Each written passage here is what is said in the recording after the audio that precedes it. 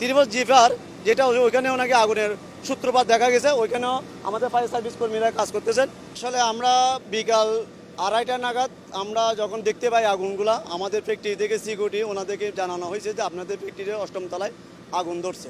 তখন থেকে আমরা নিজেরা সেলফের মধ্যে চেষ্টা করছি, ইনফর্ম করছি এবং ঝুঁকিটা মানে যাতে না বাড়া সেই চেষ্টা করছি কমিউনিকেশনের মাধ্যমে। দেখি যে অনেকটা আমাদের নিয়ন্ত্রণ বাইরে চলে গেছে, যে আস্তে আস্তে এটা বাড়তেছে আগুন। 8ম তলা, তারপরে এপাশের ফ্লোর, তারপরে 7ম তলা, 8ম, এইভাবে করে মানে আগুনটা চারিদিকে ছড়াই পড়ছে।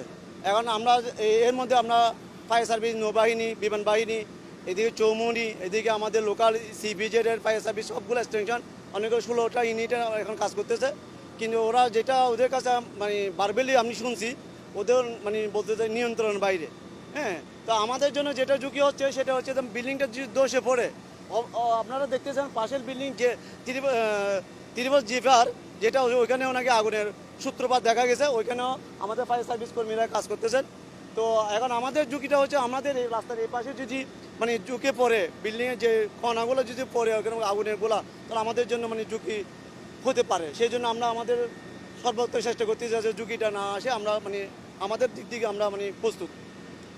এই আমার অগ্নিকাণ্ডের পরে আপনাদের ফ্যাক্টরি কি রান করেছে নাকি আপনারা এই একটা সময় পরে বন্ধ করে দিয়েছেন? আমরা আপনাদের কি ধরনের ফ্যাক্টরি? আমাদের ক্যাপ ম্যানুফ্যাকচারিং, আমরা এক্সপোর্টস ক্যাপ তৈরি করি। তো আমরা একটা multinational international company, young and head. তো আমরা তিনটার দিকে এটা আমরা ফ্যাক্টরি ওয়ার্কার দিকে ছুটি দিয়ে দিছি, নিরাপত্তা দিয়ে আমরা পকেট গেট দিয়ে ছুটি দিয়ে দিছি। সবাই যার যার নিরাপত্তা দিয়ে আমরা চলে যেতে বলছি।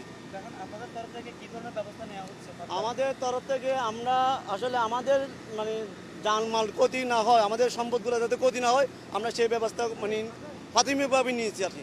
এখন এই আগুন তো কখন নিবে বলা যায় না, কিংবা আজও এই নিয়ন্ত্রণ সম্ভব হবে কিনা। সেক্ষেত্রে যদি কালকে দিনই গড়ায়, জি। আপনাদের ফ্যাক্টরি বন্ধ বা চালু রাখার ব্যাপারে কোনো সিদ্ধান্ত? যে আমাদের জিএম আছেন, এখনও আমাদের জিএম অবস্থান করতেছেন আনটিল মানে এটার একটা সমাধান না আসা পর্যন্ত, ঘোষণা আমাদের ব্যবসা ম্যানেজমেন্ট কি ঘোষণা দেয়, পরবর্তী নির্দেশ না আসা পর্যন্ত আমরা অবস্থান করব। যদি